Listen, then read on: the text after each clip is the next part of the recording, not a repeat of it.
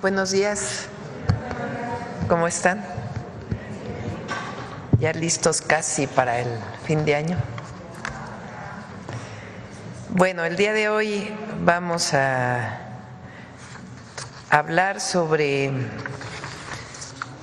el trabajo que se ha estado haciendo en los consulados de México en Estados Unidos. Está con nosotros el secretario de Relaciones Exteriores, el doctor Juan Ramón de la Fuente, y también está José Antonio Peña Merino, Pepe Merino, el titular de la Agencia de Transformación Digital y Telecomunicaciones, para platicarnos también los avances en la digitalización de trámites y reducción de trámites, particularmente de los consulados. Entonces, no sé quién inicia. Juan Ramón, adelante.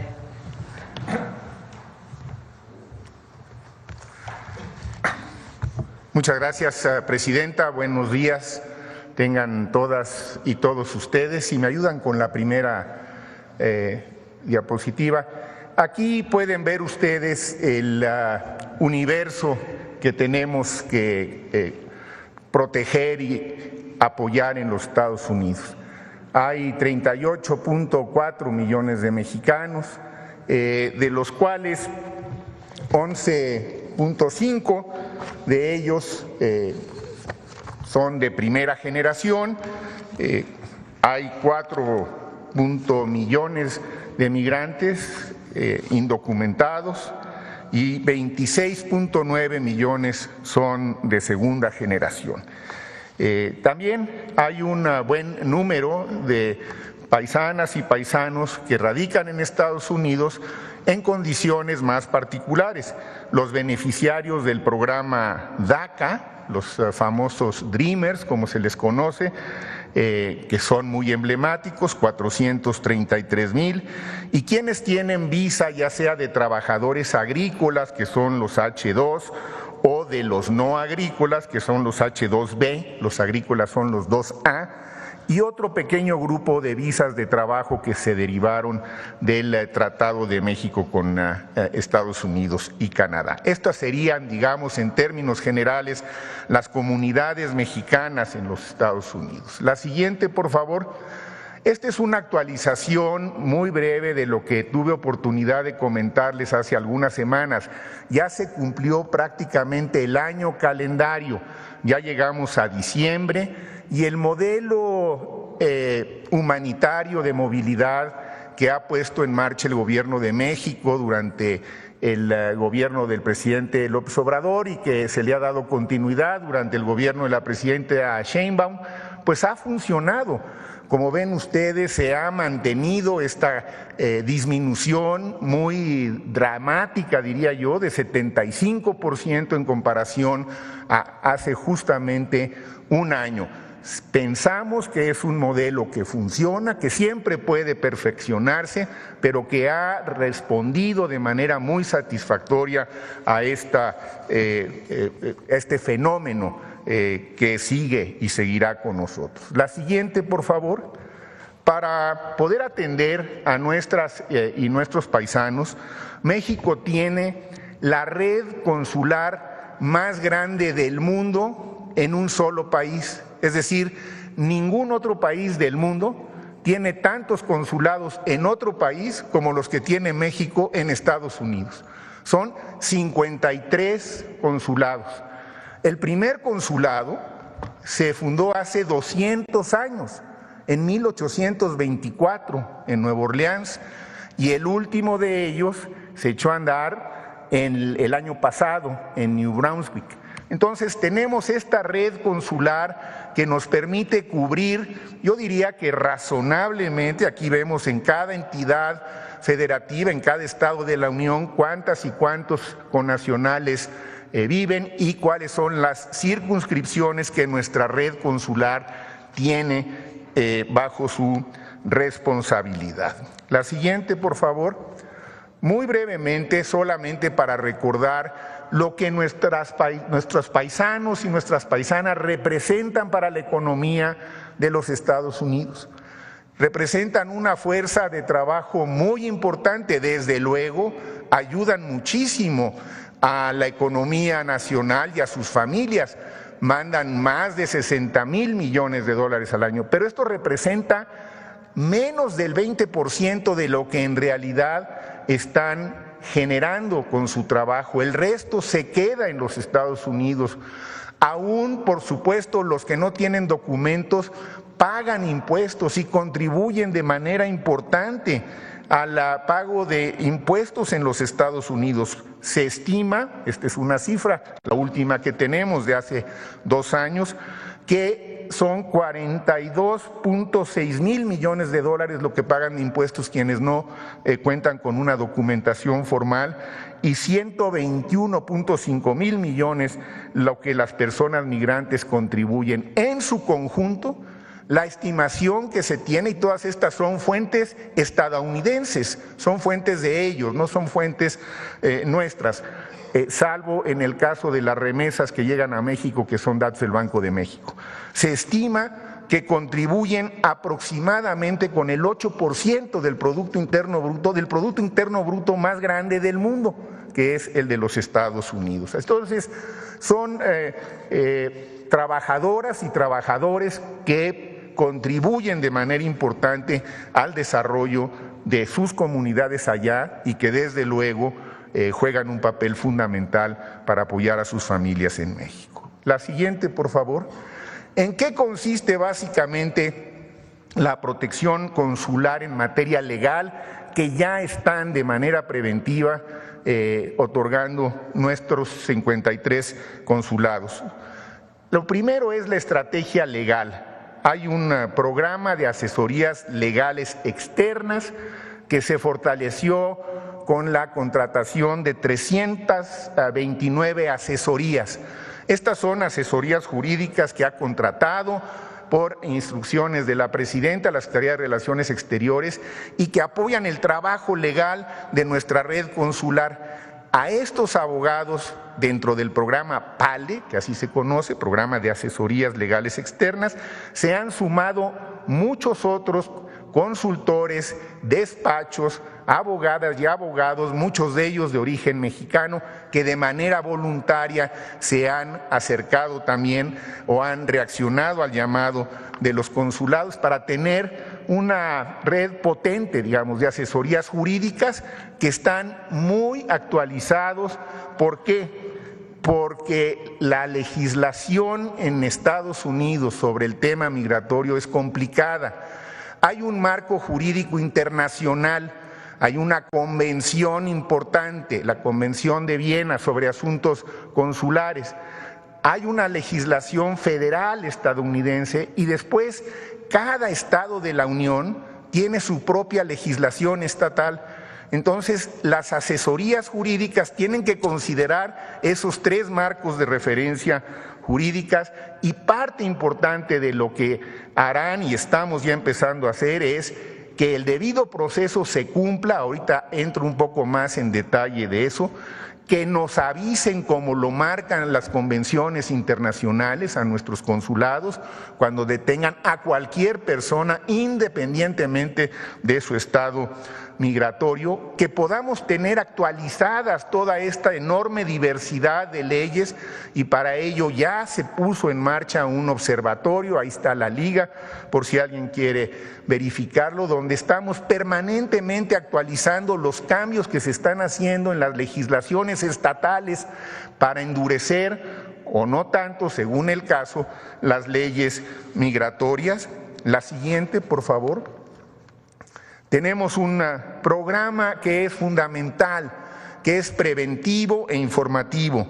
Conoce y ejerce tus derechos para la prevención y una respuesta rápida ante eventuales detenciones u otras acciones intimidatorias. A ver, para deportar a alguien de los Estados Unidos se necesita de una orden judicial, necesita haber una sentencia final de deportación o de remoción, como se dice legalmente. Después tiene que haber un proceso de detención, y para ello hay una red de centros de procesamiento o de detención que operan fundamentalmente dos agencias en Estados Unidos que dependen del Departamento de Seguridad Interna. Una agencia se conoce como ICE por sus siglas en inglés, ICE, y la otra se conoce como CBP por sus siglas en inglés. Una opera más en la zona fronteriza y otra opera más en el interior del país. Pero en todo caso, para que haya una deportación tiene que haber una orden de un juez que así lo señale. Y ahí es donde vamos a estar muy pendientes de que se cumpla con el debido proceso. Cada consulado, en función de lo que les he comentado, independientemente del marco jurídico general, tiene un plan de acción local, porque hay un marco jurídico propio de esa entidad federativa. Y además, cada consulado ha construido una red de apoyo comunitario en el que participan iglesias, universidades, por supuesto organizaciones de migrantes, empresarios méxico-estadounidenses, servicios de salud, etcétera, que apoya y acompaña a nuestros migrantes en sus comunidades, que tienen pues una enorme dispersión y una gran diversidad. Y finalmente, hay un centro de información y asistencia a personas mexicanas, lo que se conoce como un call center, que ya está funcionando 24/7 y que pronto va a tener también la posibilidad de estar activo mediante un procedimiento muy sencillo, un botón de alerta que ya se puso de hecho en práctica en pequeña escala en algunos lugares y parece que está funcionando muy bien, en donde en caso de que te encuentres frente a una detención inminente, aprietas un botón de alerta, esto manda una señal al consulado más cercano y a los familiares que tú hayas previamente precargado en esa aplicación y desde luego a la Cancillería en México. De manera que esto nos permitiría estar alertas en el momento en el que alguien perciba el riesgo inminente de que pudiera ser sujeto a alguna detención. Y desde luego vamos a tener una mayor presencia en cárceles y centros de procesamiento y de detención. Yo ya visité varios, los cónsules están instruidos, tenemos que mantener una interacción continua con los oficiales, tanto de la agencia ICE como de la agencia CBP. Hay que estar en contacto con ellos porque ellos van a ser finalmente con quienes tengamos que ver cuáles van a ser los procedimientos que procedan en caso de que hubiera algunas detenciones. La siguiente, por favor. La otra línea que ha instruido la presidenta es el contacto directo con las comunidades y ya empezamos. Yo personalmente he asistido a algunas de estas reuniones abiertas en donde lo que se trata son, primero, decirle a nuestras y nuestros paisanos, no están solos y no van a estar solos. ¿Qué otros servicios sociales del gobierno mexicano pueden requerir en estos momentos? Ya hay, en una escala menor todavía, pero puede crecer, servicios del IMSS, del Infonavit, del SAT, de Financiera para el Bienestar. Vamos a brindarle atención especial a todas y todos aquellos que deseen regresar a México y también a aquellos que pudieran en un momento dado ser objeto de alguna deportación y a sus familias. Están, por supuesto, incluidas sus familiares. Estamos haciendo también una enorme difusión para que todos aquellos que tienen hijos nacidos en Estados Unidos los registren en los consulados. No todos lo han hecho todavía. Sería deseable que todos estuvieran registrados en nuestros consulados, porque esto es lo que le permite al consulado en un momento dado poder actuar de manera legal en su defensa. Y los consulados de puertas abiertas, reuniones con la comunidad, de cara a la comunidad, escuchar sus planteamientos, escuchar sus preocupaciones y escuchar sus sugerencias y sus críticas. Es una población que merece la mayor y la mejor de nuestras atenciones. Y estamos también construyendo una narrativa que pueda ser común más allá de las diferencias propias de cada comunidad y de cada circunscripción. La última, por favor, la siguiente. Las alianzas estratégicas, quiero tomar un minuto más nada más para decirles, yo considero que estas alianzas estratégicas van a ser fundamentales independientemente de las contingencias que surjan en las próximas semanas y en los próximos meses. Hay en muchas comunidades un gran ambiente. Estamos trabajando con autoridades locales, con alcaldes, con alcaldesas, con concejales, con legisladores estatales y federales. Se trata de construir lo mejor que podamos estas alianzas que puedan tener un efecto real en las comunidades, contrarrestar la desinformación, que es, como siempre, ante estos fenómenos un grave problema, destacar las aportaciones de nuestras y nuestros paisanos en Estados Unidos y, desde luego, procurar que los planes de protección y asistencia consular se lleven a cabo de la manera más eficaz que seamos posible. En suma, Presidenta, estas son algunas de las acciones que usted nos ha instruido, que reforcemos. Ya están en esta dinámica todos nuestros consulados y desde luego hay otra parte muy importante de las cuales le va a platicar José Antonio Peña Merino, que quiero aprovechar para agradecerle a él y a su equipo la excelente colaboración y el gran apoyo que nos están dando para que los trámites y la atención en los consulados sea más eficiente y de mayor calidad. Muchas gracias. A ver si se puede poner el teléfono del call center. El teléfono del call center, ahorita se los pasamos con mucho gusto. Adelante. Buen día, si me hacen favor.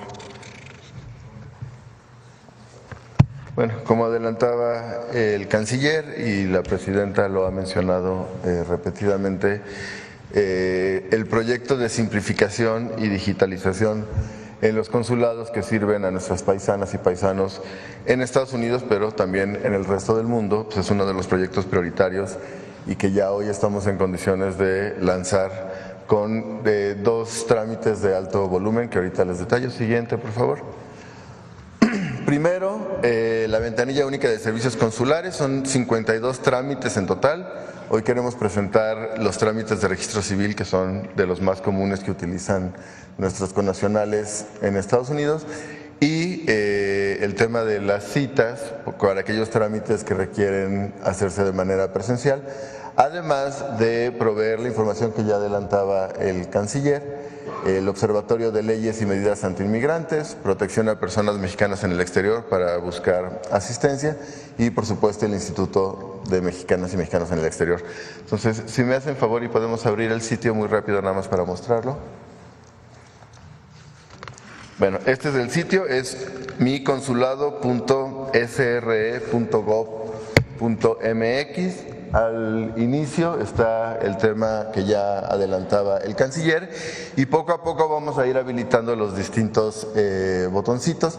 El primero, agenda tu cita, esto es importante decirlo, simplemente dan clic, les pide subir los documentos para el trámite que requieren hacer, eso desde ya les ahorra un viaje al consulado. Lo cual es importante porque aunque hay una presencia, como ya adelantaba el canciller, enorme de consulados en Estados Unidos, pues aún puede haber traslados importantes. Una vez que suben los documentos, eligen un día y hora y cuando se validen estos documentos por parte del consulado ya se le confirma la cita y puede atender la persona. Esto garantiza, 1, que haya mayor disponibilidad de espacios y 2, que se ahorren por lo menos un viaje, y era una de las solicitudes más importantes. Nosotros tuvimos la oportunidad, parte del equipo, de ir a algunos consulados y era una demanda bastante frecuente. El segundo tiene que ver con el registro civil y hoy lanzamos 9 trámites de registro civil que están ahí señalados. Algunos, los que están en color cafecito, son trámites que requieren hacerse de manera presencial, por ejemplo, un acta de nacimiento de un bebé o acta de matrimonio si uno contrae matrimonio en Estados Unidos, por ejemplo, y los que están en verde son trámites que ya están habilitados para hacerse en línea. Por ejemplo, si el acta de nacimiento no está en el sistema del CID de RENAPO, pedir que se suba, de modo que se pueda imprimir un acta certificada desde el hogar, como lo hacemos en México. Corregir un error en el acta, y ahorita si quieren entro en un poquito más de detalle. Simplemente en los que están en línea hacen clic en seleccionar e inician el trámite en línea, y el resto del proceso pues se hace de principio a fin. Ahí esto, si regresamos si quieren a la presentación, implica dos trayectos. La siguiente, por favor. Uno, un esfuerzo de simplificación importante, por ejemplo, en actas de nacimiento, para aquellas de doble nacionalidad, pasar de 9 a 3 requisitos, o en el registro de personas nacidas en México que por alguna razón no se registraron en nuestro país y residen en el extranjero, de 10 a 3 requisitos. Es una reducción muy sustantiva. Reconocimiento administrativo de identidad de género de 3 a 2, matrimonio de 12 a 5 y defunción de 3 a 2. Y esto implica que se emitieron nuevos lineamientos de los requisitos de los trámites de registro civil en los consulados. Los consulados funcionan como un registro civil. Entonces, estos nuevos lineamientos se publicarán en los siguientes días en el Diario Oficial, y en ningún caso se puede solicitar más requisitos que los que están especificados. Siguiente, por favor. Por otra parte, cuando el Sistema Nacional de Identidad que gestiona RENAPO, y aquí un agradecimiento enorme a la secretaria Rosa Isela Rodríguez y a su equipo, es lo que permite que todos los registros civiles del país estén conectados en una plataforma digital, y eso implica pues que puedan hacerse correcciones de manera remota, o trámites o impresiones de copias certificadas, etcétera, ¿no? Ahora, el registro civil que opera en los consulados también forma parte de esto, y esto nos permite digitalizar todo lo que les voy a mencionar. Siguiente, por favor. Estos son los tres, digamos, de mayor impacto. Uno, la solicitud de captura para que puedan imprimir en sus casas copias que tienen la validez de un original del acta de nacimiento, como ya lo hacemos en la Ciudad de México y en el resto del país.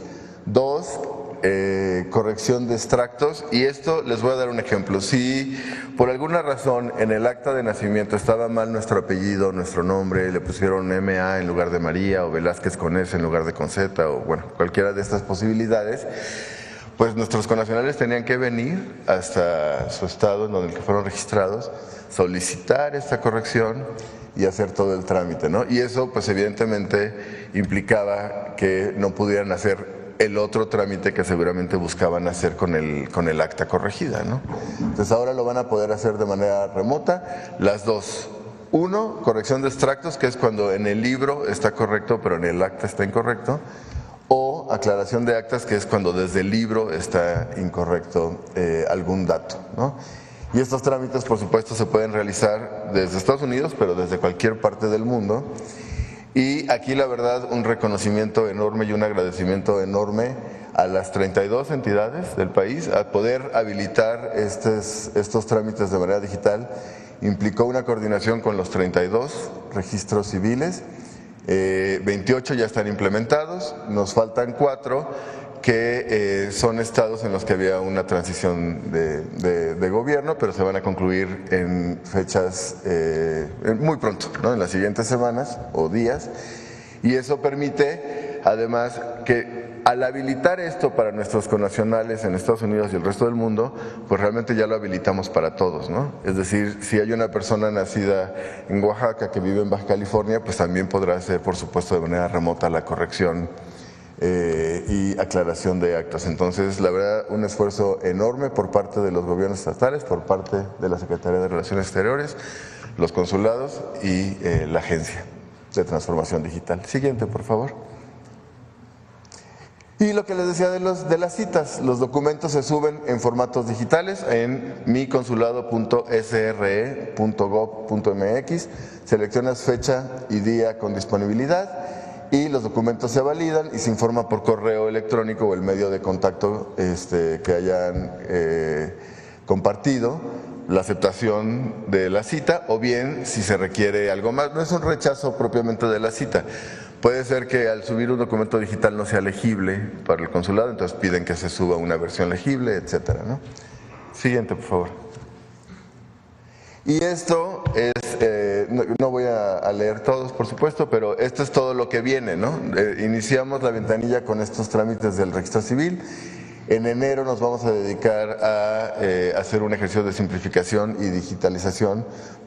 Eso está haciendo ahorita, ¿no? Pero se publica en enero, de pasaportes. En febrero, sobre todo, temas de visado. Siguiente, por favor. Marzo, distintos trámites también frecuentes como de homenaje, certificados.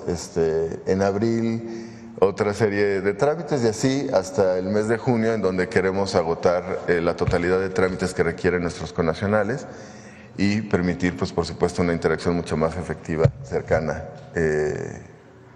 por parte de la Cancillería y de todo el Gobierno de México. Muchísimas gracias, Presidenta.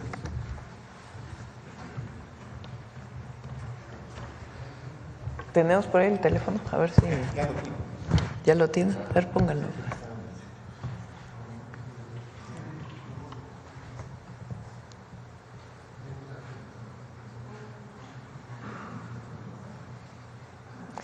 Es para las y los mexicanos en Estados Unidos.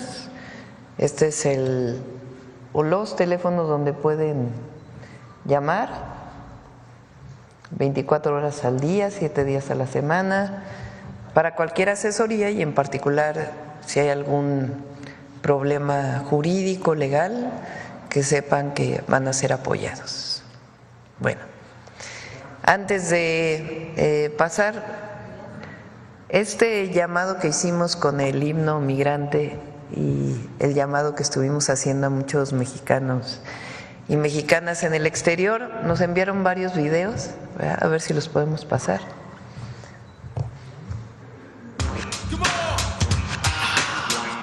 Buenas mañaneras, Presidenta Claudia. Aquí respondiendo a su llamado, soy Sergio Arau, que junto con Yareli Arismendi, mi esposa y cómplice, hicimos la película Un Día Sin Mexicanos hace 20 años. Y nos parece muy importante la pregunta de qué hacemos los mexicanos en Estados Unidos. Pero me parece más importante saber qué harían los Estados Unidos sin los mexicanos. Entonces estamos trabajando en la segunda parte de la película y nos encantaría conocer sus historias. Escríbanos, mándenos sus anécdotas, todo lo que ustedes sepan, todo lo que ustedes quieran, a nosotros y a la Presidenta, por supuesto, para hacer una cosa en conjunto. Y eso nos va a ayudar mucho para hacer la segunda parte, que vendrá en el 2025, ya pronto. Y acuérdense que México también se escribe con M de migrante. A day without a Mexican. No more burritos in your restaurant. A day without a Mexican. Hola, soy Randy Medina, un orgulloso inmigrante mexicano que vivo aquí en Avondale, Arizona desde hace 30 años. Algunos dicen que los inmigrantes solo tomamos los trabajos y no contribuimos. Esto es totalmente falso. De hecho, yo genero empleos para más de 60 americanos. Ahora les voy a platicar cuánto nosotros inmigrantes pagamos en impuestos aquí en los Estados Unidos. En 2022, los migrantes contribuimos con $96,700 millones en impuestos federales, estatales y locales. En ese mismo año, se estima que el número de personas mexicanas en Estados Unidos fue de 5 millones, 45% del total. Lo anterior implica que las personas migrantes mexicanas contribuimos con cerca de $43,500 millones al gobierno de los Estados Unidos. Ahora ya lo saben, las y los inmigrantes mexicanos trabajamos muy duro y también pagamos lo justo para apoyar la economía de los Estados Unidos. Mi nombre es Heriberto Berreta, originario de Guazumán, Michoacán, y quiero mandarle un saludo desde aquí, desde mi fábrica de paletas del estado de Washington, aquí para que vean nuestra presidenta, Claudia Sheinbaum, que desde aquí la estamos apoyando, para que vea que nosotros los mexicanos venimos a trabajar duro aquí para mandar recursos a nuestros familiares a México, que el gobierno de Estados Unidos vea que también no somos una carga para el país y que nos acepten tal y como somos, como personas trabajadoras. Entonces, ahí le encargo a nuestra presidenta que abogue por nosotros los migrantes. Hasta ahorita estamos muy orgullosos de ella y que así siga en el segundo piso de la cuarta transformación. ¿No tienen más? A ver, otros dos más por ahí.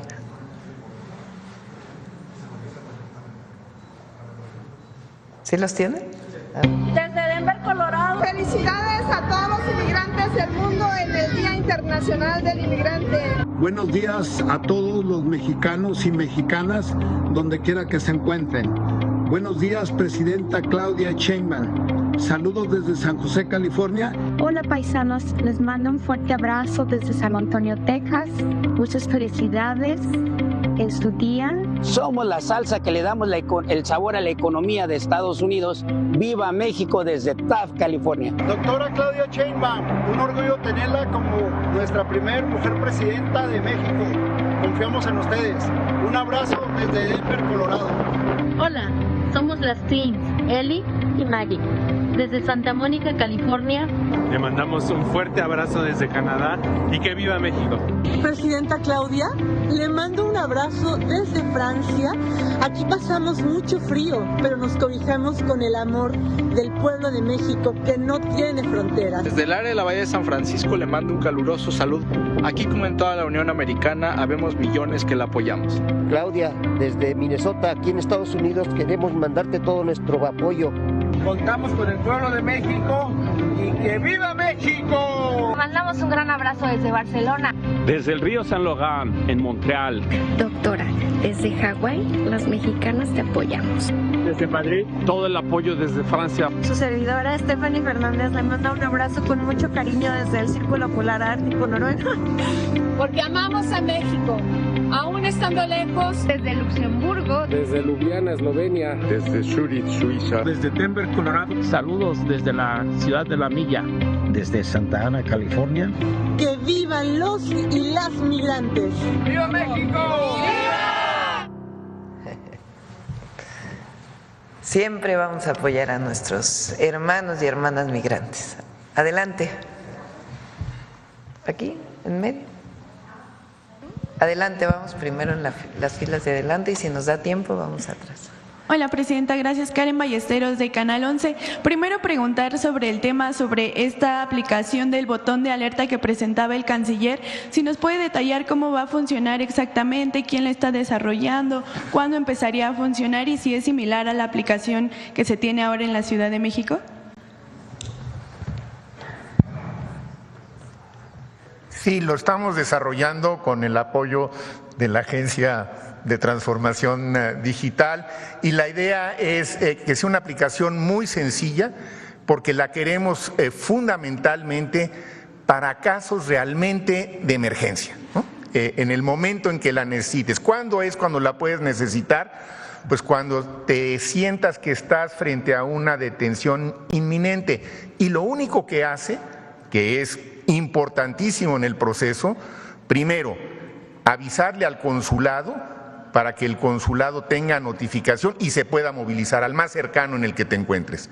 Obviamente detecta tu ubicación. Segundo, avisarle a los familiares que tú hayas previamente seleccionado que quieres que sepan, que es otro problema que a veces ocurre, la comunicación entre quien pudo haber sido detenido y sus familiares.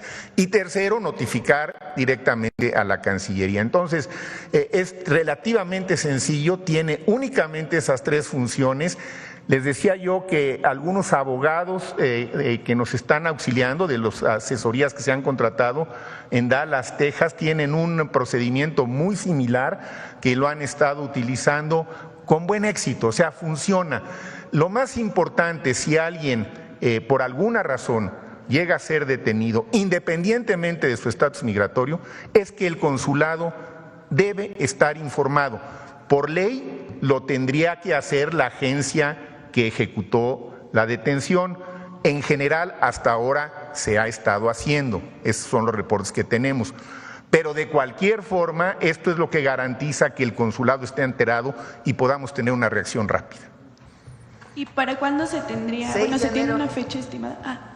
¿6 de enero? En enero. Ok, muchas gracias. En otro tema, Presidenta, bueno, igual sobre migración, ayer se reunió la secretaria de Gobernación, Rosa Isela, con Sergio Céspedes, el próximo titular del Instituto Nacional de Migración, saber sobre qué giró esta reunión. ¿Cuáles son las prioridades que usted le daría, ¿no?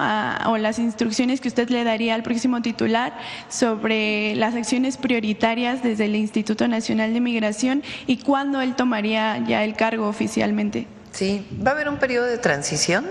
Es un tema obviamente delicado y entonces va a haber un periodo de transición entre Francisco y Sergio Salomón. Y además vamos a hacer algunas modificaciones al Instituto Nacional de Migración que permita convertirlo realmente más bien en un instituto de apoyo a la movilidad humana. El instituto tiene distintas funciones, desde la función de recibir a nacionales y extranjeros en los aeropuertos, en lugares autobuses, etcétera, en donde hay estaciones de migración, hasta pues la parte de, digamos, control de migración en el sur del país y varias funciones que tiene el instituto. Entonces queremos hacer una transformación profunda del instituto y mientras tanto pues va a haber un periodo de transición y ya lo estaremos informando. Y quien está encargada pues es la secretaria de Gobernación con el apoyo de Relaciones Exteriores. Okay. Ayer también se daba a conocer este anuncio por parte del llamado zar de la frontera que indicaba que a partir de la entrada de Donald Trump al gobierno de Estados Unidos se comenzaría con esta detención de familias migrantes. Incluso mencionó que no importaba si había niñas, niños que habían nacido en Estados Unidos, también que comenzaría, ¿no?, a detenerlos, a ponerlos en estos centros de detención que pues se habían erradicado con el gobierno de Joe Biden. Saber cuál es su postura, la postura del gobierno, el llamado que hace sobre todo para la protección de las infancias migrantes. Lo primero es que las y los mexicanos que trabajan en Estados Unidos cumplen una función muy importante. Para la economía de México sí, con las remesas que envían y el apoyo que envían a sus familias, que es un apoyo al país, pero también cumplen una función muy importante para la economía de los Estados Unidos. Y por eso la información que hemos estado dando y que vamos a seguir dando.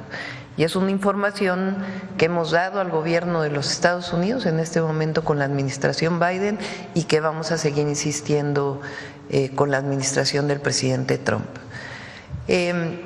Segundo, pues darle la protección a las y los mexicanos que están en Estados Unidos y por eso lo que presenta hoy el canciller, que sepan que tienen derechos, que no se puede deportar a una persona tomándola y llevándola a la frontera, sino que tiene que seguirse una serie de procedimientos legales, que son procedimientos en Estados Unidos. Entonces, estamos haciendo esta campaña en Estados Unidos a través de los consulados para que las y los mexicanos sepan cuáles son sus derechos y en caso de alguna detención, pues que puedan llamar al consulado para que reciban todo el apoyo jurídico y legal. Entonces, es esta visión que tenemos de apoyo a las y los mexicanos en Estados Unidos, de conocimiento de lo que aportan las y los mexicanos en nuestro vecino país y al mismo tiempo pues todo el apoyo que tenemos que dar en caso de que se dé una situación de deportaciones a las familias mexicanas, todo el apoyo legal y también en México, cuando lleguen a México, que sean recibidos bien, con una bienvenida.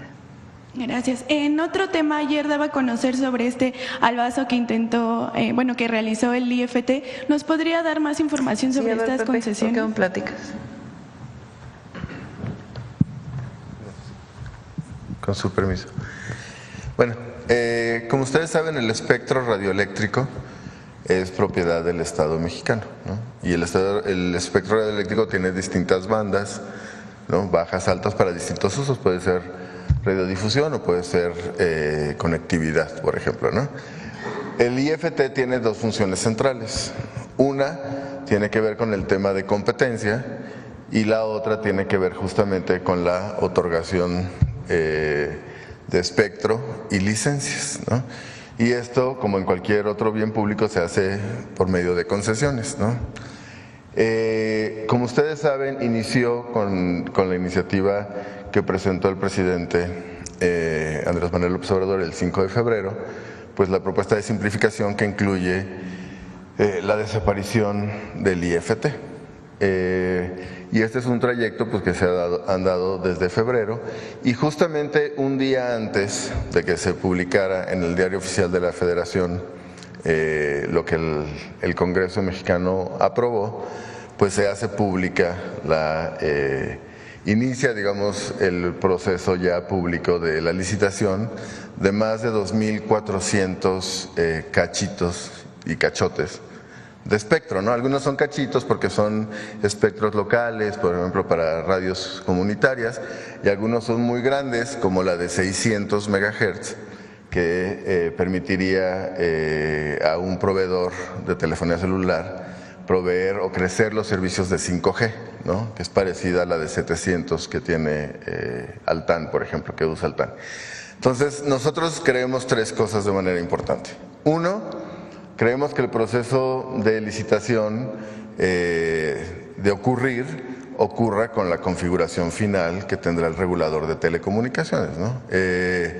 No es apegado a lo que llaman en inglés due diligence o diligencia apropiada, que si hay una institución que se está reconfigurando, que entre sus atribuciones está la de otorgar concesiones de espectro, pues esto ocurra mientras justamente está modificándose, ¿no? Esto da certeza jurídica tanto al Estado mexicano como a quienes adquieran concesiones de espectro.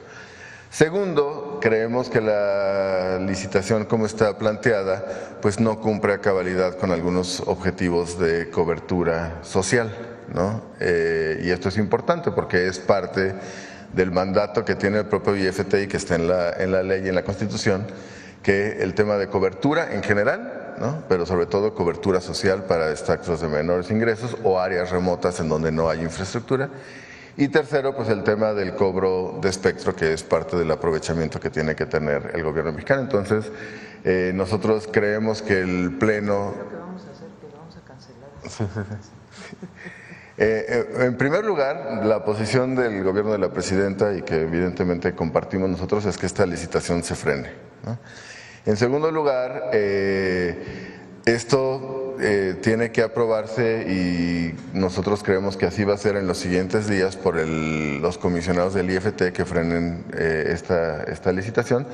Y en tercer lugar, hay una estrategia junto con la consejera jurídica Ernestina Godoy, pues para justamente garantizar que en la siguiente semana y media, 2, esto quede frenado y en su caso se vuelva a iniciar el proceso una vez que esté configurado el nuevo regulador de Telecom y el nuevo regulador de competencia, ya como está establecido en la reforma del 28 constitucional.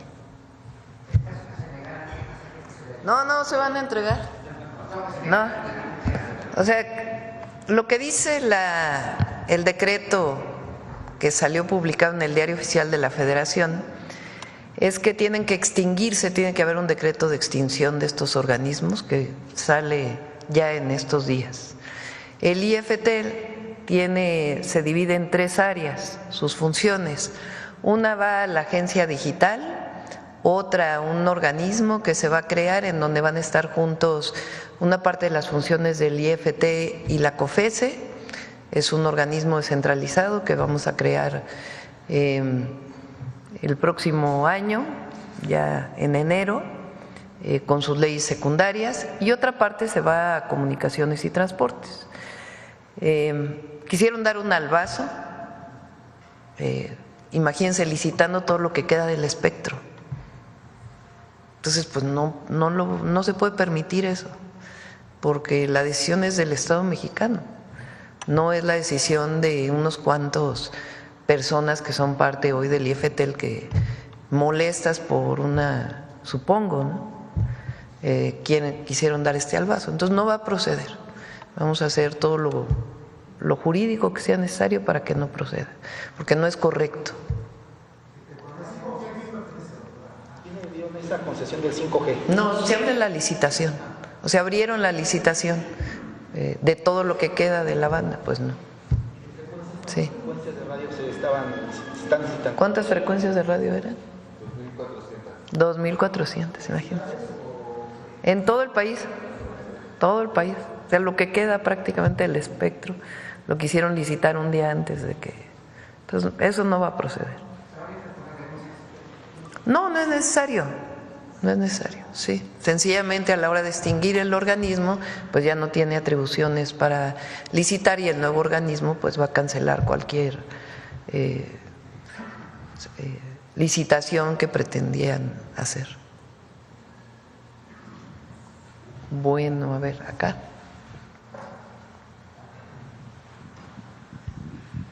Hola, Presidenta, buenos días. César Huerta, de la revista Polemón. La primera que quiero hacer la pregunta es sobre lo que veíamos de Arau, del Día Sin Mexicanos. Me llamó mucho la atención que vaya a ser esta segunda parte y va relacionada con que en la mala noticia de que deportaran a mexicanos, ¿usted tiene pensado un programa que pudiera incorporar a estos mexicanos a la economía pues de México, a que aportaran al PIB, considerando que, como lo muestra la película de Un Día Sin Mexicanos, pues los mexicanos son muy trabajadores y son muy calificados, e incluso aquí nos llegó a decir muchas veces el presidente López Obrador que se llevaban a soldar a muchos mexicanos, a hacer muchos trabajos que en realidad en Estados Unidos ya no había quien lo pudiera hacer como además son en la los película. Mejores.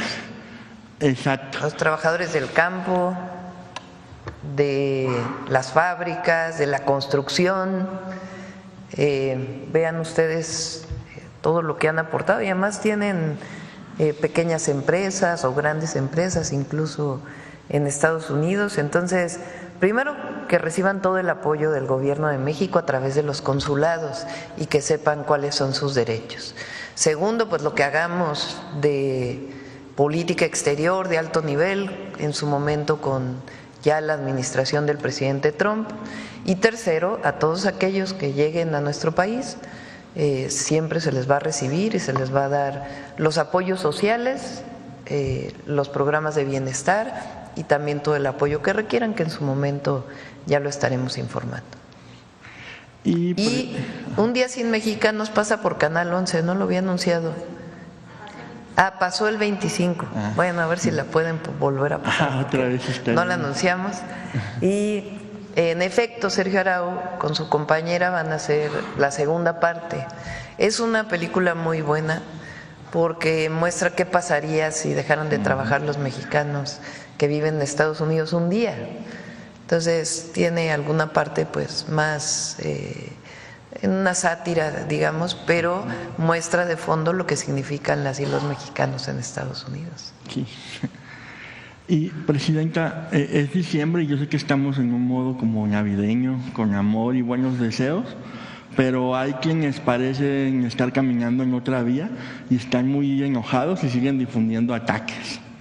Por ejemplo, está Héctor Aguilar Camín, quien aseguró que en México la democracia fue destruida con las armas de la propia democracia y advierte que su gobierno, pues el próximo año ya será tiránico, que empieza ya la tiranía en el próximo año, ¿no? Es decir, que ya estamos casi en una dictadura. Además de Aguilar Camín, pues hay otros personajes que vuelven a insistir en que no se sabe quién gobierna México y que si es usted o es el presidente López Obrador, siguen ahí dando lata a ciertos payasitos del YouTube ahora. ¿Qué opinión le merecen estas afirmaciones y cómo responde a quienes llevan meses deslegitimando su liderazgo con este tipo de comentarios machistas y mentirosos y difundiendo la idea de que pues en México hay una dictadura? ¿Cómo dices que dijo Aguilar Camín? que la democracia se derrotó con la propia democracia. Fue destruida por la propia democracia. O sea, ¿cómo es que la democracia se derrota con democracia? ¿Y eso es autoritarismo? Ajá. No, pues. Y además lo dicen como en una cadena de radio que se escucha por todos lados. Están muy molestos por varias razones. Una, porque se acabaron los recursos públicos para su beneficio. Ese es lo que más molestos lo tiene. Aquí el presidente, no lo traemos hoy, pero a ver si un día lo recordamos. El apapacho de Salinas de Gortari, Aguilar Camín, que como no terminaba el trabajo que se le había encargado, pues seguía pidiendo más y más y más. De Salinas de Gortari, quien llegó a la presidencia con un fraude electoral, no precisamente con democracia. Muchos intelectuales como él y otros decidieron acercarse en aquel momento a Salinas de Gortari. Yo recuerdo en el 88, después del fraude electoral contra el ingeniero Cuauhtémoc Cárdenas, que en aquel entonces se formaba, se estaban uniendo las fuerzas, porque hubo muchas fuerzas de muchos lugares que apoyaron en su momento al ingeniero Cárdenas. Nosotros, digo nosotros porque éramos una generación, pues desde la universidad, después del movimiento del CEU, muchos de nosotros decidimos apoyar al ingeniero Cárdenas. Y así como había movimientos sociales, igual partidos políticos, dirigentes políticos, sea de movimientos sociales o de partidos políticos, decidieron apoyarlo, pero sobre todo lo apoyó el pueblo de México en un momento muy trascendente del país. Viene el fraude electoral y la imposición de Salinas de Gortari, y este grupo de intelectuales saca un desplegado mientras estaban las movilizaciones contra el fraude, diciendo que en realidad no había habido un fraude electoral y que pues prácticamente ya se habían acercado al poder en aquel desplegado. A ver si en algún momento lo podemos encontrar, aquel desplegado. Vamos a buscarlo. Un desplegado que sale en el 88, principios, yo creo que en el 88.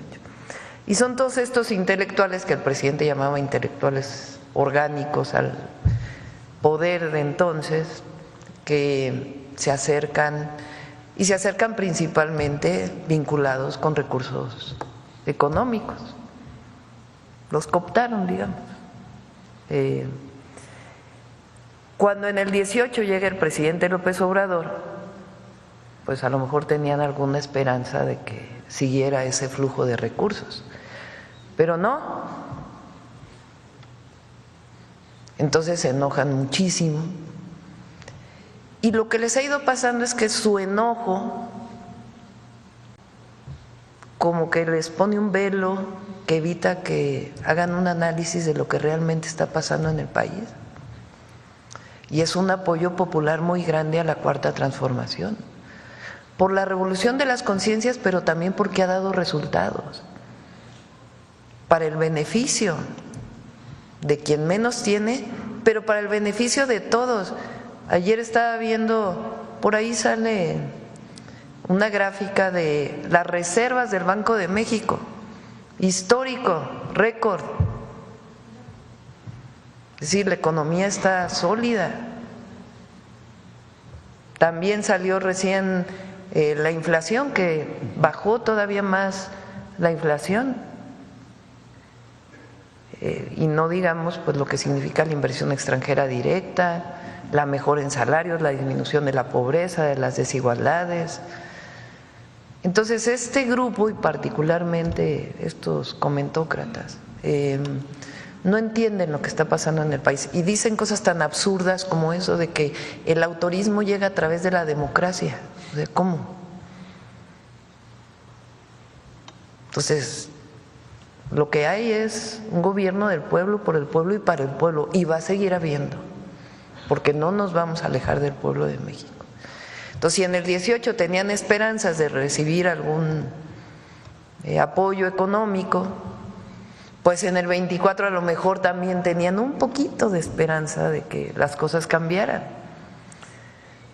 Pero si nosotros venimos luchando en este movimiento desde hace años, ¿cómo nos vamos a traicionar a nosotros mismos? Entonces, esta idea de que gobierna López Obrador desde Palenque, pues la verdad es que ¿a quién le importa? Que lo sigan creyendo ellos, ¿no? La verdad. O sea, que sigan haciéndose las ideas que quieran hacerse. La gente sabe que hay un gobierno que responde al pueblo de México, que responde a los principios de la Cuarta Transformación, que responde a los principios del humanismo mexicano, de la economía moral, y que no nos vamos a traicionar ni a nosotros mismos ni al pueblo de México. Entonces, cualquiera que creyera que no iba a haber reforma al Poder Judicial, que no íbamos a aprobar los programas de bienestar, que no íbamos a desaparecer los organismos autónomos, que no representaron lo que supuestamente iban a representar, que era el combate a los monopolios, sino sencillamente actuaron en contra de las empresas públicas y al mismo tiempo hicieron un dispendio de recursos que todos conocemos, la cantidad de recursos públicos que se utilizaron para beneficio personal. Entonces, sencillamente estamos siguiendo lo que siempre defendimos. Entonces, ellos pueden seguir escribiendo. El asunto es que ellos se alejan cada vez más. Cada vez menos personas los siguen. Cada vez menos personas los leen.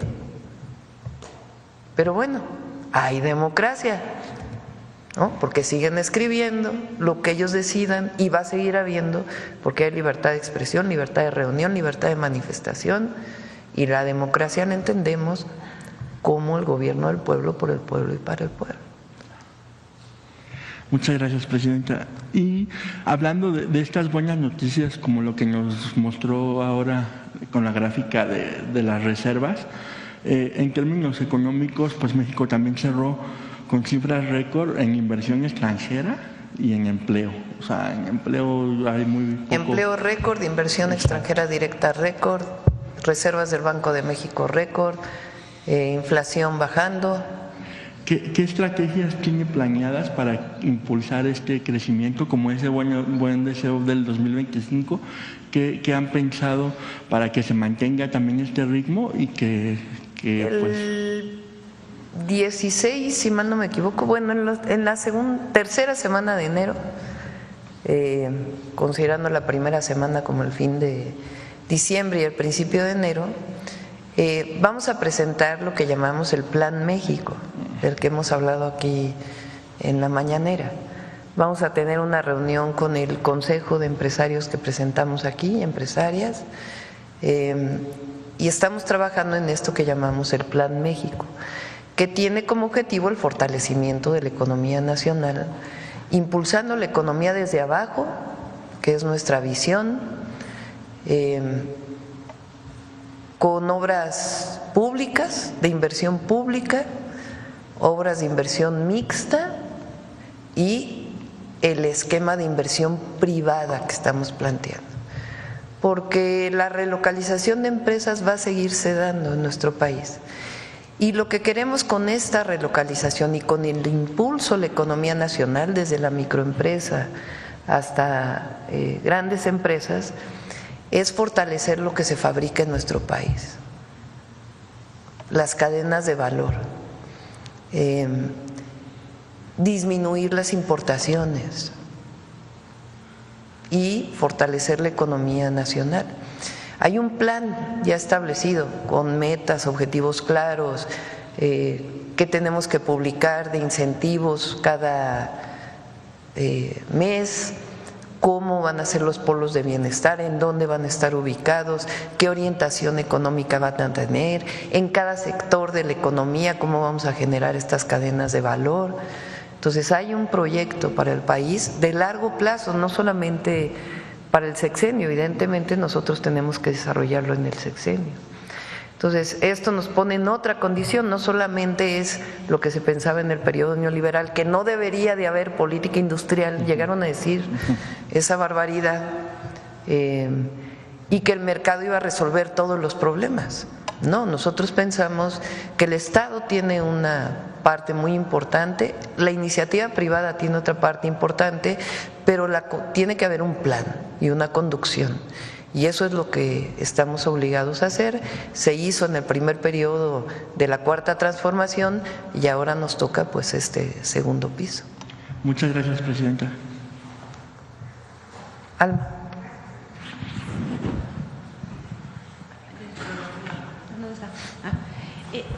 Yo quisiera, en el caso de migración, preguntarle al doctor Juan Ramón de la Fuente. Ayer nos hablaba la presidenta de las alianzas que se están haciendo con otros países ante esta amenaza de deportación. ¿Nos podría abundar un poco con quiénes son las pláticas? Lo que ya se venía haciendo con países que enviamos. Sí, con mucho gusto, con permiso, presidenta. Sí, se ha dado continuidad a las pláticas que se tuvieron, incluso desde aquel encuentro en Palenque que hubo. Entonces hemos estado en contacto con los cancilleres, las cancilleres de algunos de estos países, platicando, dándole continuidad a aquella reunión para ver cuáles van siendo sus propios esquemas de contingencia. Varían mucho de país a país. Hace poco que vino acompañando al presidente Petro, el canciller de Colombia, platicamos al respecto, es uno de los temas.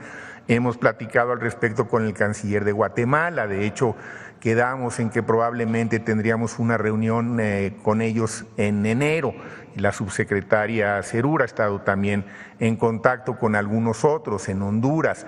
He estado en contacto desde luego con el canciller de Panamá recientemente. Entonces la idea es mantener por lo pronto la comunicación entre nosotros y probablemente más adelante haya algún encuentro a nivel ministerial para hacerle algún planteamiento a las y los jefes de Estado.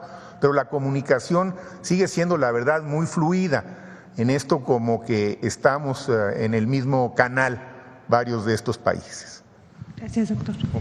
Y presidenta, hemos trabajado un tema ya en la jornada respecto al campo y el TLC, bueno, el Telecán y ahora el TEMEC. Y hay varias especialistas que plantean que a 3 décadas de la apertura comercial, pues el campo el mexicano ha sido el gran perdedor, y sobre todo se plantea esta problemática en el caso del maíz, ¿no? Usted se menciona que actualmente 1 de cada 2 kilogramos de maíz que se consume en México es comprado en el exterior, principalmente de Estados Unidos. ¿Qué es lo que se pretende hacer con esto? ¿Cuál es el balance que ustedes tienen al respecto, por favor? México es autosuficiente en maíz blanco, que es el de consumo humano principalmente. Y nuestro objetivo es seguir siendo autosuficientes en maíz blanco. Continuamos con la estrategia de precios de garantía y también con esquemas en los que está trabajando el secretario de Agricultura y Desarrollo Rural, Julio Verdegué, para no solamente apoyar a los productores pequeños y medianos, sino también garantizar el precio de la tortilla, porque no solamente es el apoyo con precios de garantía, sino queremos que el principal alimento de las y los mexicanos, que es la tortilla, no suba de precio. Por ejemplo, la tortilla en tortillería cuesta más, está sobre 24, 26 pesos, dependiendo, en algunos lugares llega hasta 30, aquí lo ha presentado Iván Escalante de Profeco, y la tortillería, por ejemplo, que se vende en tiendas de autoservicio está en 13, 14 pesos. La diferencia es que una se fabrica principalmente con harina de maíz y la otra viene de nixtamal, además de algunas otras características. Entonces estamos o está Julio revisando con todo su equipo la cadena de producción de la tortilla, incluso viendo la posibilidad que pudiera bajar de precio en las tortillerías, facilitando, no es subsidiando, sino facilitando, y viendo de qué manera el precio o el maíz que se compra con el precio de garantía a través de lo que hoy será Alimentación para el Bienestar, que Segalmex desaparece y se convierte en Alimentación para el Bienestar junto con las tiendas de Iconsa, para que en los lugares de mayor marginación social se pueda utilizar este maíz que venden las tiendas de Antigua de Iconsa, Alimentación para el Bienestar, puedan ser utilizadas para la fabricación de tortilla. Pero el objetivo es seguir siendo autosuficientes en maíz blanco. El maíz que se importa es el maíz amarillo, que va principalmente para alimentación animal. Ahí pues también queremos aumentar la producción de maíz amarillo, aunque es más complejo porque el maíz amarillo tiene subsidios que vienen principalmente de Estados Unidos y con ello ingresan a nuestro país. Ese es, digamos, un tema. Segundo, no solamente es maíz, sino nosotros queremos recuperar la autosuficiencia en frijol. Frijol estamos importando 300,000 toneladas de frijol al año. Y el objetivo es aumentar la producción en 300,000 toneladas para ser autosuficientes. ¿Cómo lo vamos a hacer? Con la fábrica de semillas vamos a recuperar la producción de semillas para el bienestar. La antigua Fábrica Nacional de Semillas que estaba en Zacatecas la estamos recuperando y se van a hacer esquemas de semilla mejorada de frijol junto con los productores. No se trata de modificaciones transgénicas, sino sencillamente de mejorar las semillas a través del propio proceso con los productores y el trabajo del INIFAP y otros institutos de investigación de nuestro país. Vamos a aumentar la producción de arroz. ¿En dónde? Principalmente en Campeche. Campeche era un gran productor de arroz y con la entrada de libre comercio desde el 92 fue cayendo y hoy importamos un porcentaje de arroz impresionante. Entonces, particularmente en Campeche, porque hay agua en Campeche y porque hay productores que todavía conocen cómo se siembra el arroz, vamos a aumentar la producción del arroz. Entre otros productos que buscamos la autosuficiencia, que es diferente a la palabra soberanía alimentaria, que es un proceso continuo, la soberanía. ¿Qué pasó en los últimos años? Pues una sequía muy prolongada en el país. Por ejemplo, el próximo año la producción de trigo pues se espera que sea poca, porque particularmente en Sonora y en Sinaloa hubo menos lluvia que en otros lugares del país y en donde se produce principalmente el trigo. Va a haber un apoyo a los productores de trigo por la condición de la sequía y también en Sinaloa vamos a continuar con los apoyos. Entonces hay proyecto. ¿Qué pasó con el tratado? No solamente el tratado, sino la modificación también del 27 constitucional, pues cada vez hay mayor compra de tierras y entonces crecieron de nuevo las grandes productores. Y se impulsó mucho la agricultura de exportación, particularmente los grandes productores. Entonces tenemos agricultura de exportación desde el aguacate o el jitomate o otra agricultura de exportación, que es importante, pero nosotros lo que queremos apoyar pues es la producción nacional y la autosuficiencia. Entonces tenemos proyecto además de precios de garantía, producción para el bienestar, fertilizantes gratuitos, Sembrando Vida, se va a apoyar con un programa que se llama Cosechando Soberanía, que tiene que ver con créditos y algunos otros esquemas de producción para el bienestar. ¿Las importaciones de maíz amarillo entonces van a disminuir o cuánto es lo que tienen ahorita? Por lo pronto es difícil en este momento disminuirlas, pero sí es un programa para el sexenio que también busque la producción en nuestro país no transgénica. Y Ricardo Monreal dijo que ya está lista una iniciativa. Sí, vamos a enviar la iniciativa que envió en su momento el presidente López Obrador. tendría que haberse aprobado en este periodo. Como no se aprobó, hay que enviar una nueva iniciativa. La estamos trabajando y la vamos a enviar en enero, y tiene que ver principalmente con la protección del maíz que se siembra en México, aunque también hay maíz híbrido en México, que no es transgénico, pero sí se depende de la compra de semilla. Y nosotros lo que queremos es fortalecer pues el maíz criollo, que se recupere la siembra del maíz criollo y la protección del germoplasma, que se llama, que es la biodiversidad genética.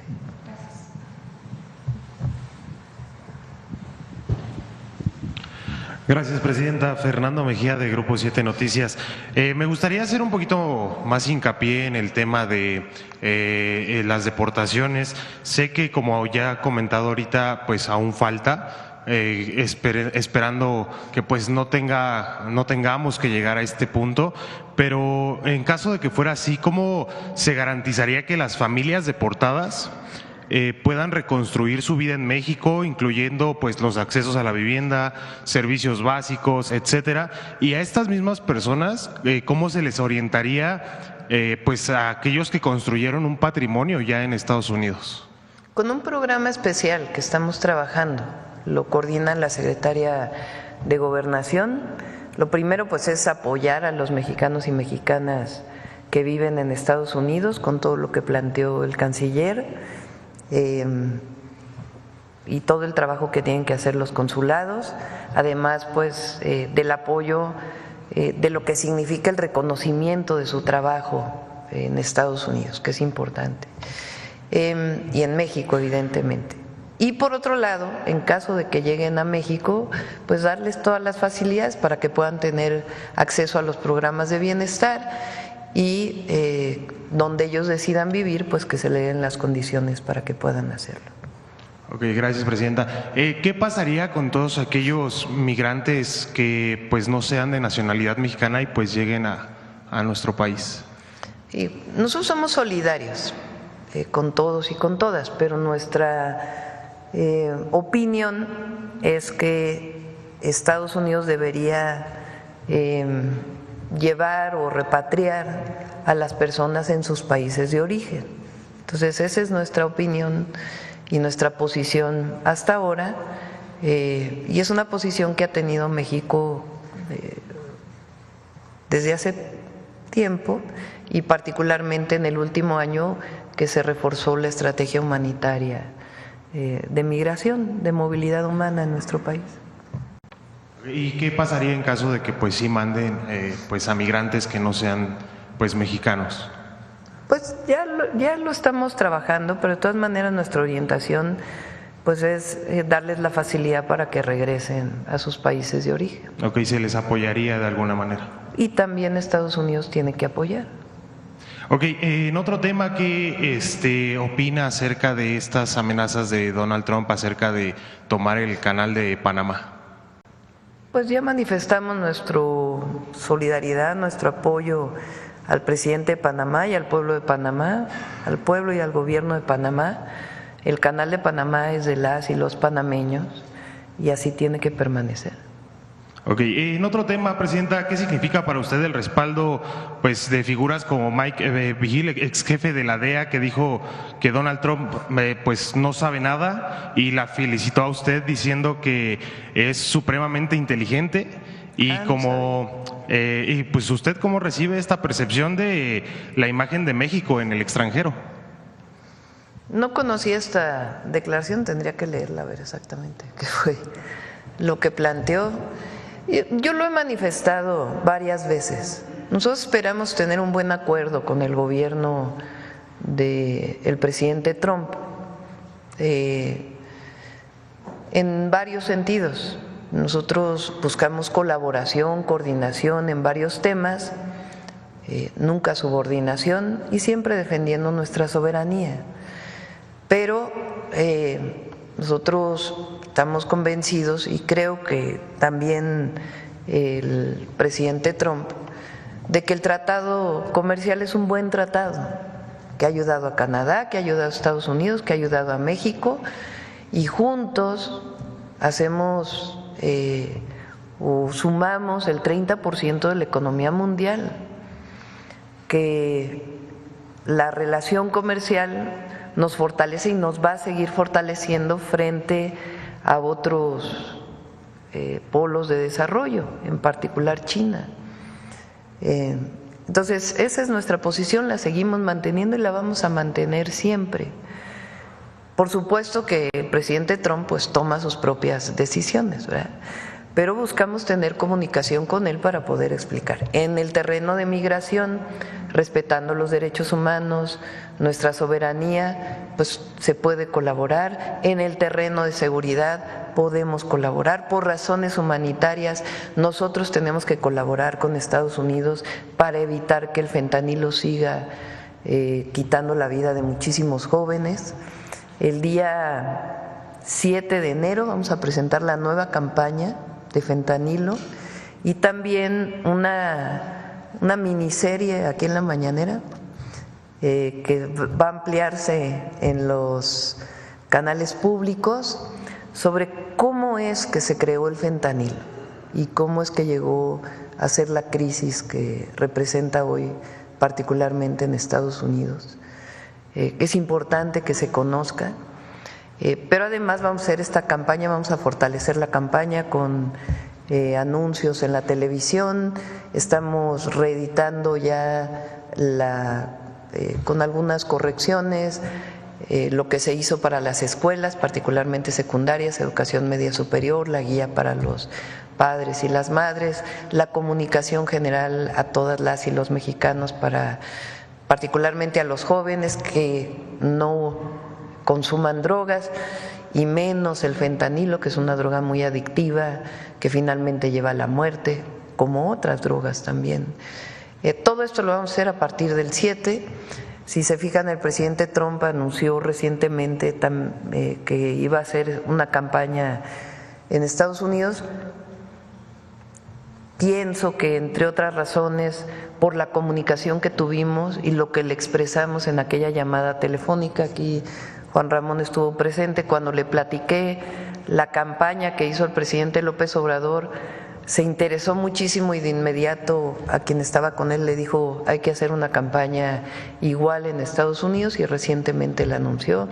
Entonces nosotros creemos que podemos llegar a buenos acuerdos con el presidente Trump y vamos a hacer todo lo que esté de nuestra parte para que así sea. Ahora, las decisiones las toma él y frente a esas decisiones pues nosotros también tenemos nuestra estrategia. Entonces eso es lo que vamos a hacer, y siempre protegiendo y defendiendo nuestra soberanía, la grandeza de México y a las y los mexicanos en cualquier lugar donde se encuentren. Ok, muchas gracias, Presidenta. Para terminar mi intervención, estando a unos días de finalizar el año, básicamente a una mañanera de terminar el año, me gustaría poder preguntarle cuál es el pronóstico que usted tiene para México para el 2025, es decir, qué expectativas existen para el crecimiento de México. Muy bien, nos ven muy bien, muy bien, requete bien, diría Delfina. Nos va a ir muy bien porque México tiene con qué. Sobre todo hombres y mujeres trabajadoras que aman a su patria, a sus familias, y vamos a salir adelante, siempre. A ver, la última, yo creo. Gracias. Buenos días, Presidenta. Fabián Evaristo, de La Silla Rota. Aprovechando que se encuentra aquí el canciller, quisiera saber su opinión. ¿Qué tiene previsto en la relación que habrá con el que será el próximo embajador de los Estados Unidos en México, Ronald Douglas Johnson? Sobre todo por el corte que trae este próximo funcionario de los Estados Unidos, más militar, las funciones que tuvo como embajador en El Salvador. Si pudiéramos tener una opinión del canciller al respecto de esta relación que se daría con Ronald.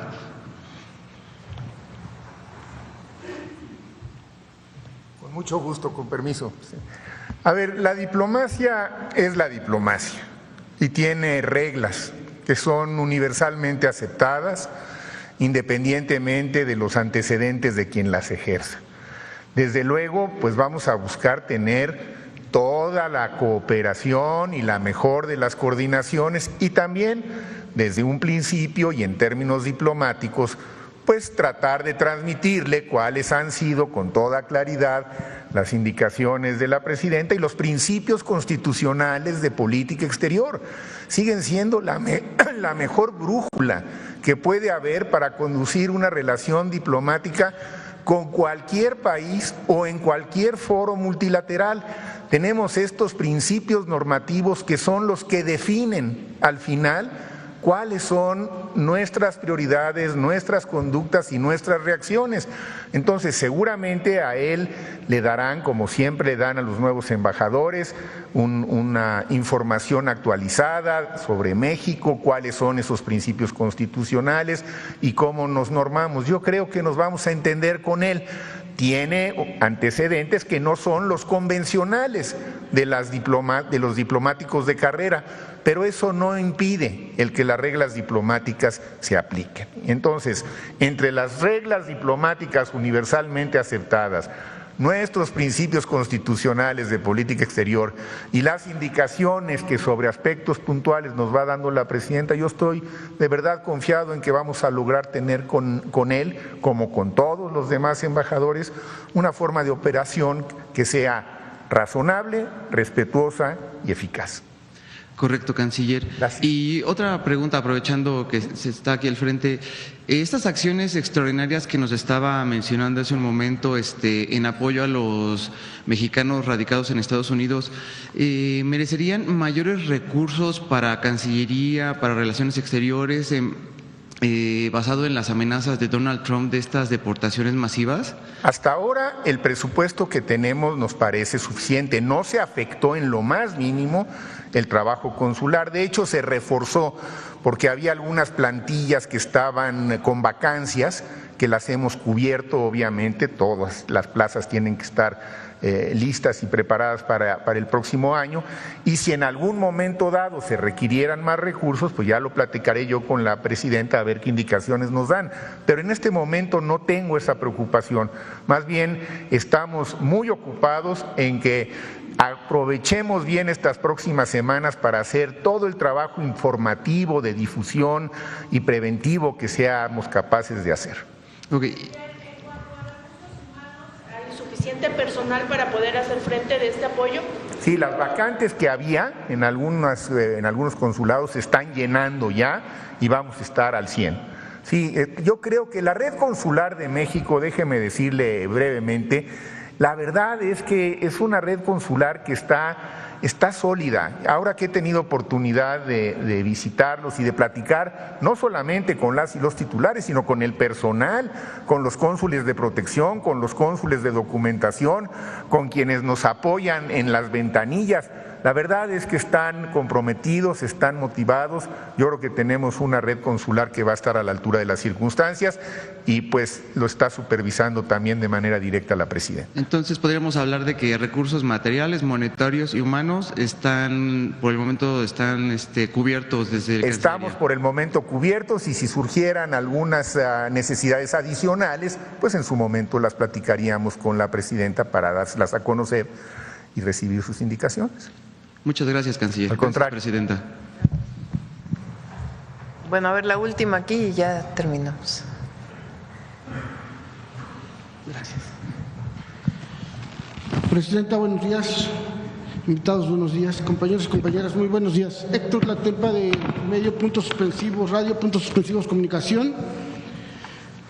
Presidenta Claudia Sheinbaum Pardo, desde el 2019 he tenido el honor de asistir a las conferencias matutinas del entonces presidente Andrés Manuel López Obrador, ejerciendo un periodismo comprometido con la verdad, la justicia y los valores de la Cuarta Transformación.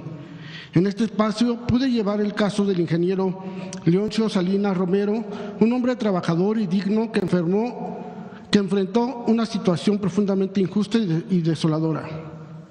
Gracias a la intervención del expresidente López Obrador, la justicia llegó para Leoncio y su caso fue reconocido como una de esas victorias que dan sentido a nuestra lucha diaria por un México más humano y solidario. Sin embargo, esa justicia aún no ha sido completa. Aunque se avanzó significativamente, los medios de comunicación que difundieron este logro no profundizaron en las implicaciones del caso ni en la necesidad de que se garantice plenamente su restitución. Hoy acudo a usted, Presidenta Claudia Sheinbaum, con el mismo espíritu de humildad y esperanza que me llevó ante el presidente López Obrador, como alguien comprometido con las causas sociales y la transformación de México. Le pido respetuosamente que revise este caso y, si es posible, se instruya a las autoridades correspondientes para garantizar que se complete el proceso de justicia para el ingeniero Leoncio Salinas Romero. Se trata no solo de la reivindicación de un hombre, sino del reflejo de los valores que nos unen como nación y como movimiento: la lucha por el bienestar de los más vulnerables, la empatía ante el sufrimiento y la firme convicción de que el derecho y la justicia no son privilegios, sino garantías de un mejor México. Le agradezco de antemano por su atención y por mantener abierta esta ventana de diálogo con el pueblo, y con todo respeto, Presidenta. Ya le comento, lo despidieron al ingeniero Leoncio, estuvo 24 años aproximadamente en juicio, peleando, no había recibido justicia. El presidente dio instrucción, incluso aquí mismo dijo que sí había sido injusto su despido, él iba a dar las indicaciones, pero tenía que revisarlo. Se revisó y lo incorporaron. No encontraron ninguna de las acusaciones, no se pudo sostener y regresó allá en Salina Cruz a trabajar. El problema fue que, aunque tienen un mismo número de empleado, ¿sí?, empezó como si fuera su primer día de trabajo. No le respetaron toda su antigüedad. El señor ya tiene más de 70 años. Ya no puede caminar, ya tiene enfermedades, debido también a consecuencias de la edad y de todo el proceso que llevó. Lo único que él pide es ya poderse jubilar, que le respeten todo el tiempo que estuvo trabajando, más el tiempo que estuvo en juicio. Eso es lo único que pediría, que se le revisara, y si usted considera que sí es injusto, pues que pudiera darle indicación. Sí, cómo no, con gusto. Gracias. En otro asunto, perdón. En otro tema, Presidenta, un ciudadano mexicano, precisamente también que está aquí el secretario de Relaciones Exteriores, un ciudadano mexicano nos hizo llegar su denuncia debido a que el pasado 14 de octubre presentó en la Embajada de México en Marruecos para solicitar una atención. Al llegar se encontró con varias barreras que dificultaron su experiencia.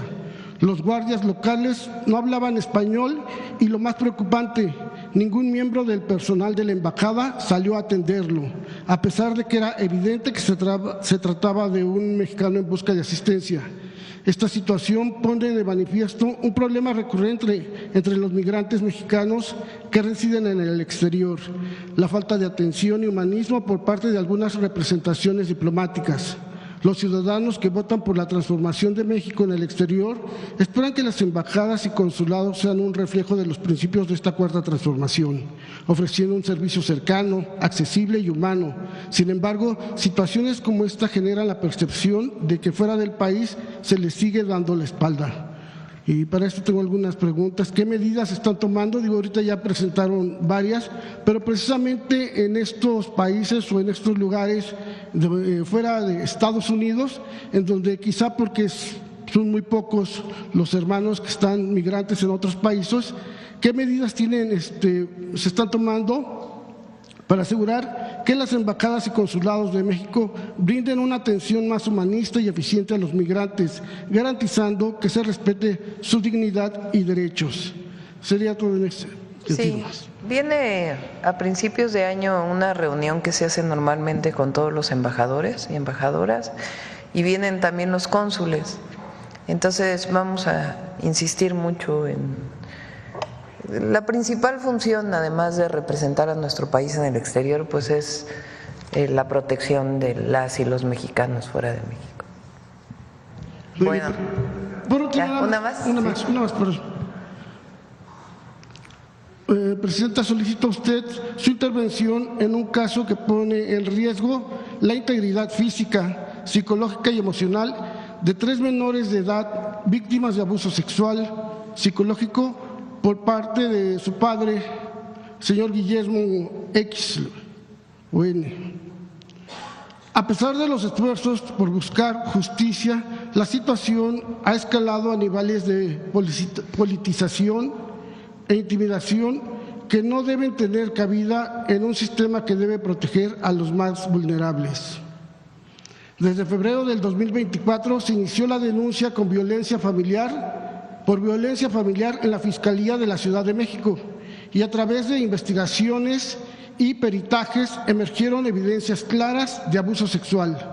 Los menores han sido atendidos en instituciones especializadas como el Hospital JN Navarro, donde han recibido tratamiento psiquiátrico y psicológico.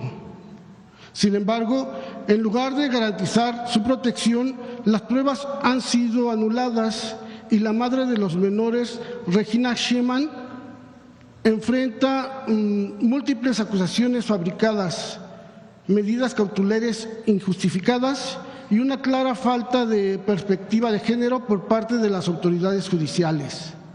Este caso no solo refleja un abuso sistemático del poder, sino también la urgencia de garantizar justicia para las víctimas, que han sido revictimizadas en el proceso. El estado emocional de los menores es extremadamente frágil y los intentos de suicidio de 2 de ellos en los últimos meses son una señal alarmante que el tiempo apremia. Presidenta, usted es madre y sabe que no hay límite para lo que haríamos para proteger a nuestros hijos. Le suplicamos que intervenga para garantizar que los derechos de estos menores no sigan siendo ignorados.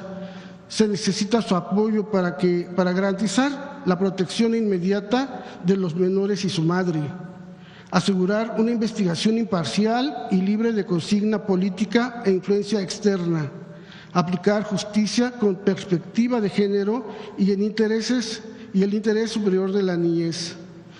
Estos niños necesitan ser escuchados y protegidos. La lucha de Regina Schemann no es solo por su familia, sino por un sistema que no debe fallar ante quienes más lo necesitan.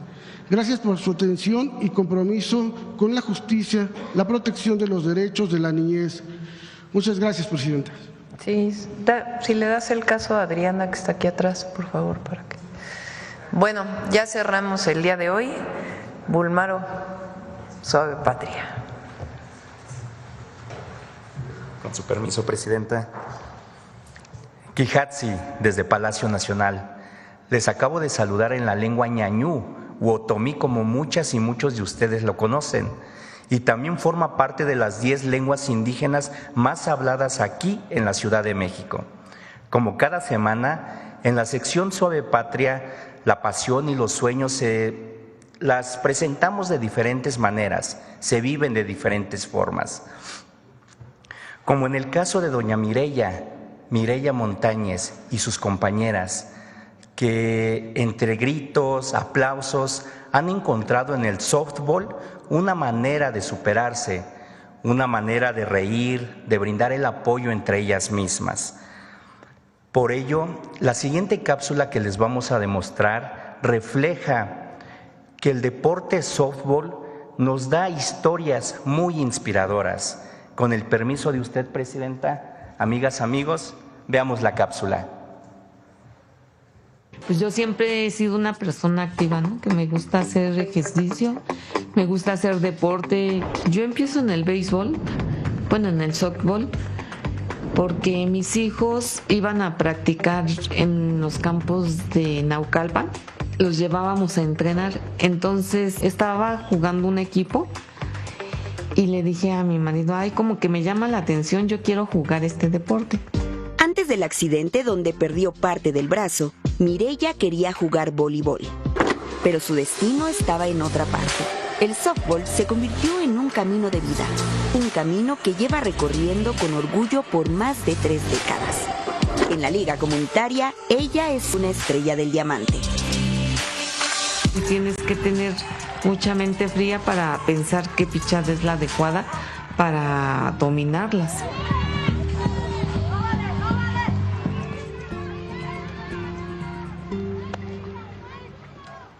Que me hicieron una pregunta de que si había algún impedimento para salir adelante o jugar cualquier deporte, y yo les comenté que no, que la discapacidad está en la mente. En un torneo que fui a Sinaloa, pues la verdad perdimos, pero la porra estaba bien caliente, ¿no? Y me estaban echando porras, ¿no? Y todo el estadio que mire ella, o sea, dices, no inventes, o sea, yo nunca pensé en mi vida que iba a vivir una situación así.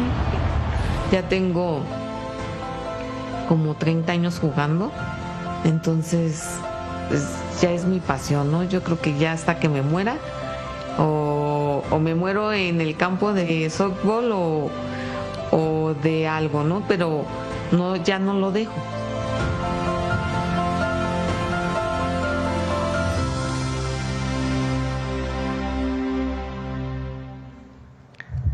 ¿Vieron la sonrisa que tenía doña Mireya al batear y al lanzar la bola?